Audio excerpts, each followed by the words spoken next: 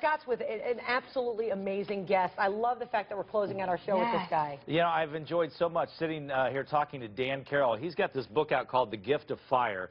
And basically, to sum it up, when he was 2, he was involved in a fiery explosion in his garage. There are the pictures when he was a young boy, and he was burned terribly and lost his hands, and obviously has had to overcome some really difficult things throughout his life, but he's become this incredible spokesperson and drummer. And Dan, good morning. It's just so fun talking to you because your inspiration is amazing. Well, thank you, Scott. I appreciate it. What I got to ask you, I mean, you say in your book there are no negatives, just opportunities. How is it, do you think, you were able to see what happened to you as an opportunity and overcome the difficult times that you have?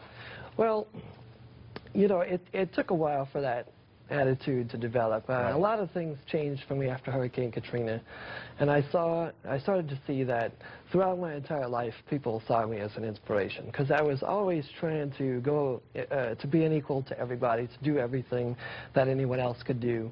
And then when I started playing drums, that really changed people's opinion of me a lot, saying, wow, he's doing drumming, and he's got no hands. And not just drumming. Wait till you see it. We're going to show you in a second. But I'm sure as a kid, kids can be mean, and I'm sure that was a whole nother world for you. But then as you get to an adult, people probably really look up at you, don't they? Yeah, I think so.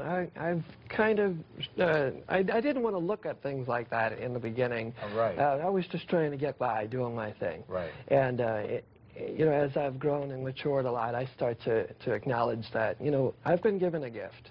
This is a tremendous blessing for me. Wow. And opportunity is right, you know. I heard adversity is just opportunity with a different name. Gosh, I mean, that's amazing. For instance, obviously you lost your hand, so to hold a drumstick, in the beginning you were trying to figure out how you could do that. You super glued the drumstick to your hand. I mean, yeah. And that obviously didn't work. So what'd you come up with? Well, a real simple thing, really. Ultimately, after trial and error for about 1 month, I can grip with the left hand. Right.